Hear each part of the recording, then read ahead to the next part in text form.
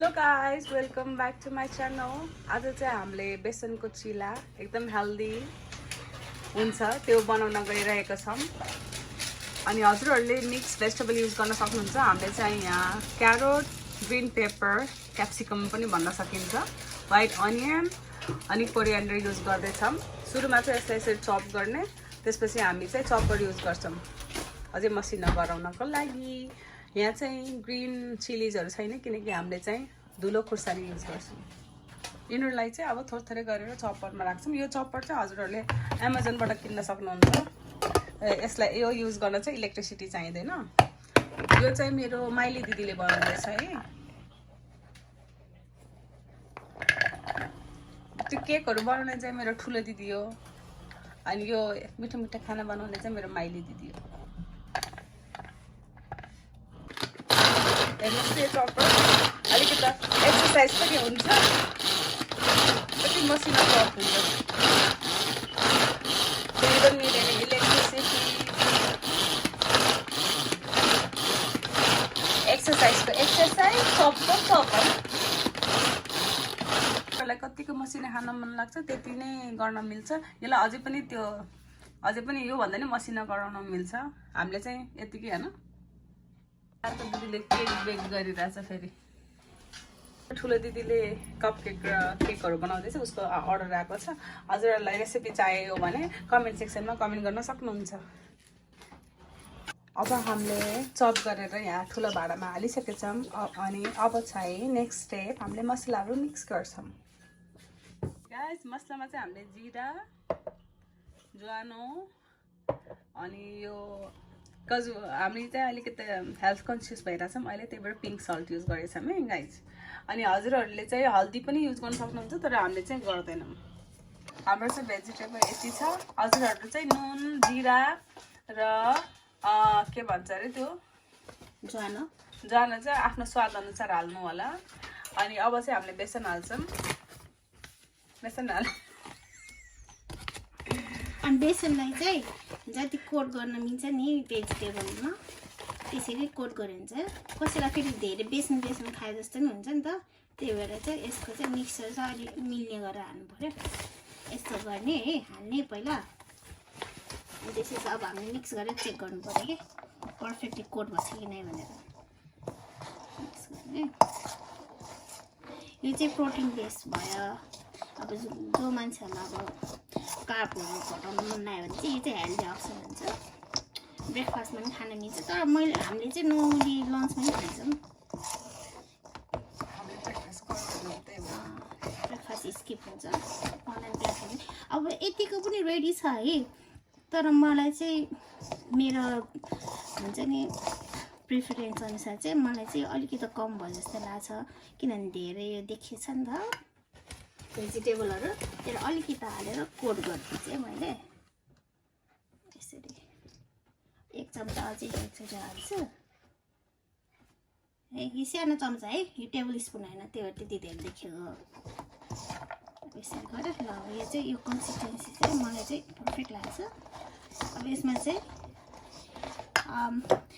कसै मान्छेहरुलाई अब धेरै जिरा मन पर्छ है, म चाहिँ ठिक्कको यति चाहिँ टीस्पून छ यहाँ, यति 1 टीस्पून हालेँ मैले है। त्यसरी नै ज्वानो पनि, अब कसैले ज्वानो मन पर्दैन भने ज्वानो स्किप गरे पनि हुन्छ, जिरा मन पर्दैन जिरा स्किप गरे पनि हुन्छ। मैले चाहिँ यो पनि त्यसरी नै एकचोटि हालेँ है। अनि अब बेसन हाले पनि हुन्छ।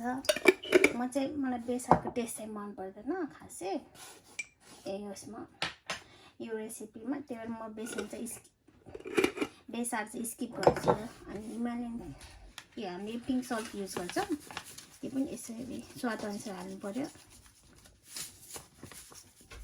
धेरै हाल्नु भएन है सल्ट, किनभने यो सोडियम हो, बडीमा सोडियम धेरै रिटेन भयो भने चाहिँ हुन्छ फेरि है।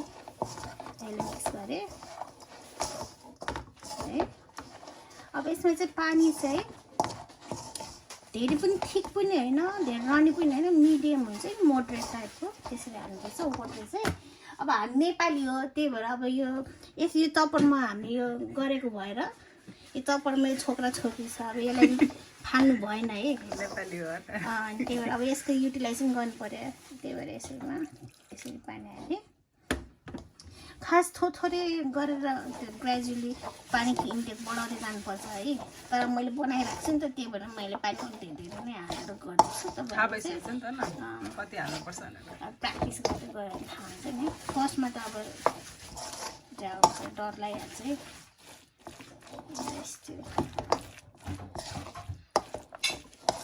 अलिकति धेरै पानी चाहिँ अब म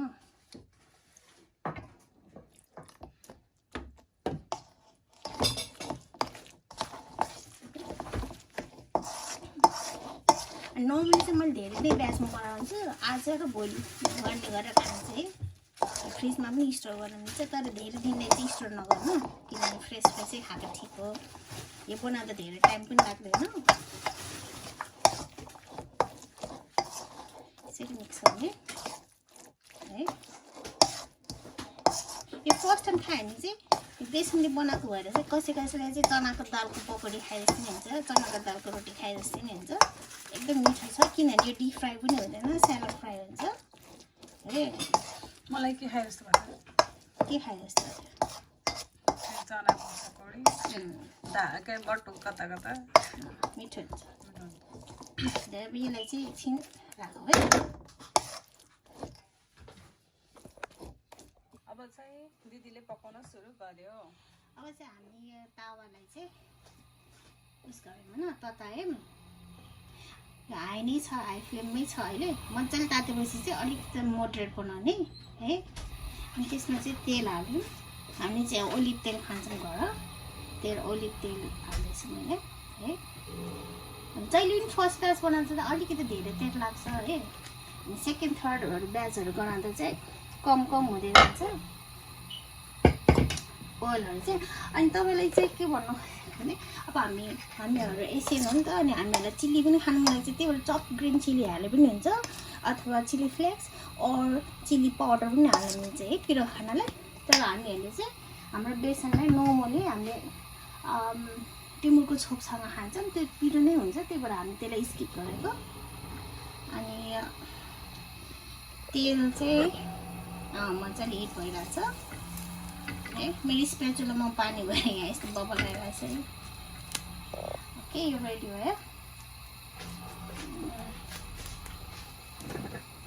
बनाए पनि हुन्छ तर हाई फ्लेममा बनायो भने चाहिँ भित्र राम्रोसँग पाक्दैन अनि आई प्रिफर कि थोरै नै सानो सबैभन्दा स्लो यस अथवा स्लोभन्दा मिडियम फ्लेममा गर्नु मन लाग्छ अनि मैले के गर्छु भने यो स्पुन छ नि यो स्पुनको मैले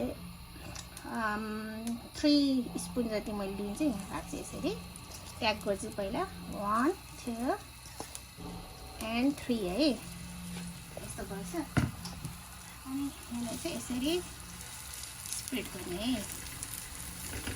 राउन्ड गरे नि हुन्छ जस्तो सेप गराए नि हुन्छ आफै खाने त हो है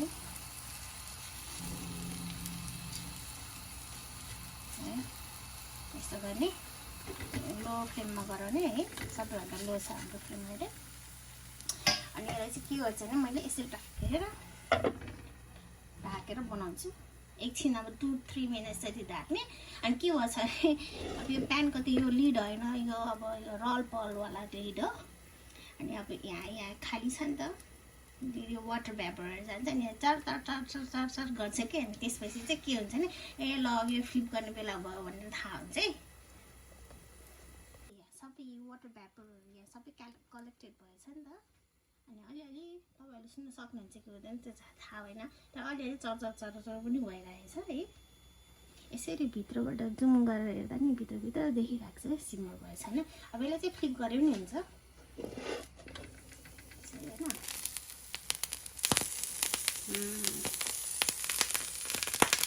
कि त अब कोही अब फ्लिप गर्न डराउँछ नि किनभने यो सबै प्याकेट जस्तो छैन नि त त्यतिखेर चाहिँ यसरी ढाकेर पनि गर्न मिल्छ है अब चाहिँ यसलाई के गर्ने भने यसरी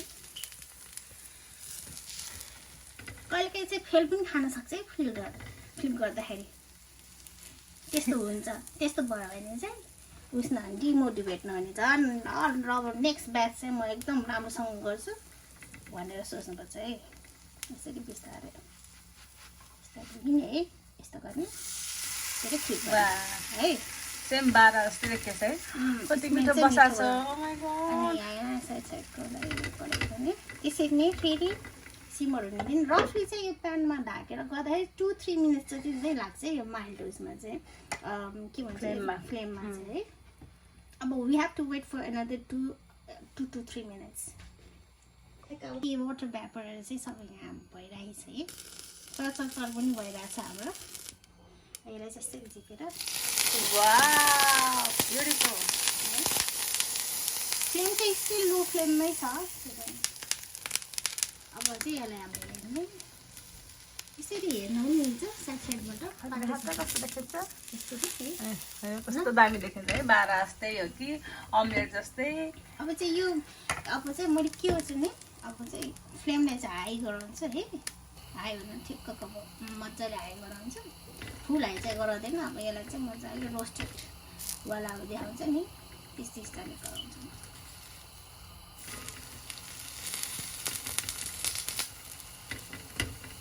अब हाम्रो चिला चाहिँ रेडी भयो। यसलाई हामीले प्लेटमा गरेर सर्भ गर्ने है। हेर्नुहोस् कति राम्रो देखिन्छ। अनि तपाईँहरूले चाहिँ यसलाई यतिकै खाँदा पनि मिठो हुन्छ।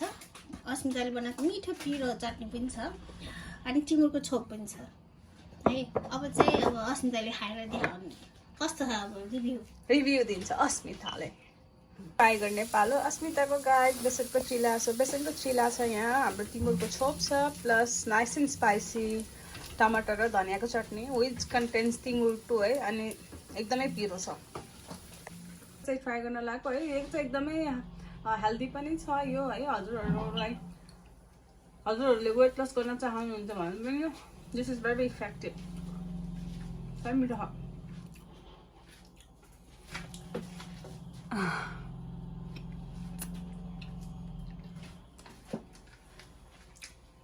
गाइज हजुरहरूले ट्राई गर्नु होला। अनि कुनै क्वेसनहरू छ भने हैन you can text me inbox me any time.